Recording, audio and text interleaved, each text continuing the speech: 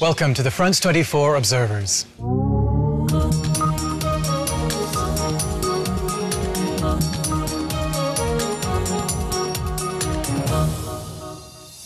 This show is based on our network of observers. They're ordinary people around the world who tell us what's going on where they are and send in photos and videos to document it. We check everything here in Paris and bring the best to you. We begin today with the amazing events in Tunisia. It took just 4 weeks for demonstrators there to bring down a president who'd been in power for 23 years and who'd ruled with an iron fist. Our observer was right in the thick of it. He says the demonstrators' best ally was Facebook. We head to Tunis with our observer Sabi Kalfawi. It all began in Sidi Bouzid.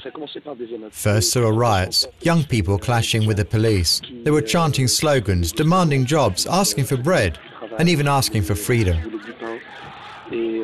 Then the demonstration spread to the capital, Tunis. People wanted to show their support for what was going on in Sidi Bouzid.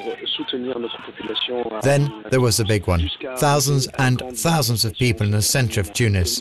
It was very moving, right in front of the Interior Ministry, the ministry that had for years been a symbol of fear. And now there were thousands of people saying, it's time for President Ben Ali to go.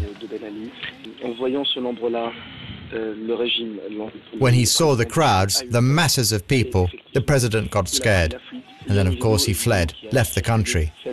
There's a video going around online. It shows the execution of Hatem Ben Taha, a professor of communications. It's that kind of thing that got people out onto the streets. Videos on Facebook, messages coordinating protests. The internet played a huge role in the downfall of Ben Ali. Now to Brazil and the horrific floods that have killed hundreds of people. The death toll is still going up as rescuers pull more bodies from the mud. Our observer visited one of the towns that was in the flood's path. We head to Teresópolis, north of Rio de Janeiro, with our observer Pedro Serra.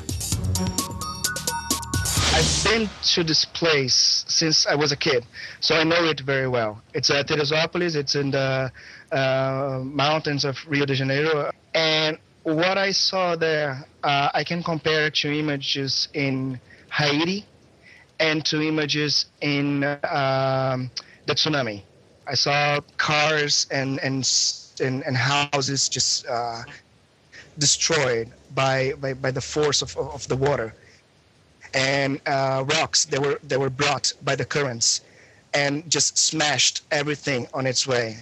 It's very sad because you see all this families just, a lot of kids are orphans, a lot of parents lost their kids. Even watching hours of television, you cannot get the total picture.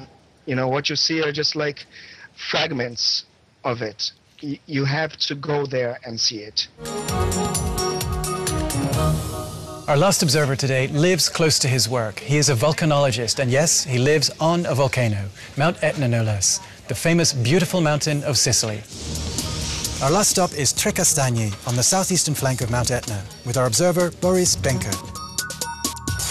There are different types of eruption on Mount Etna. The most spectacular are close to the summit, where there are 4 craters. When there are eruptions in the summit zone, in one or more of the craters, it's an amazing sight. The eruptions can be quite violent, but they're not a threat for local residents, because they're a long way from populated areas. The lava flows you see from the summit eruptions never reach the areas where people have houses. During that kind of eruption, it's more like a party, an Etna party. Last week was great. I went out late at night. The visibility was excellent. Young people had come out in their cars. They were shooting video, taking pictures of themselves in front of the lava, drinking beer. It was like a celebration. People having fun at a huge fireworks display. During these eruptions, you have huge fountains of lava gushing into the sky. I call it the greatest show on earth. That's it for this week. As always, you can find more reports from our observers on our website and find out how you can sign up. See you next time.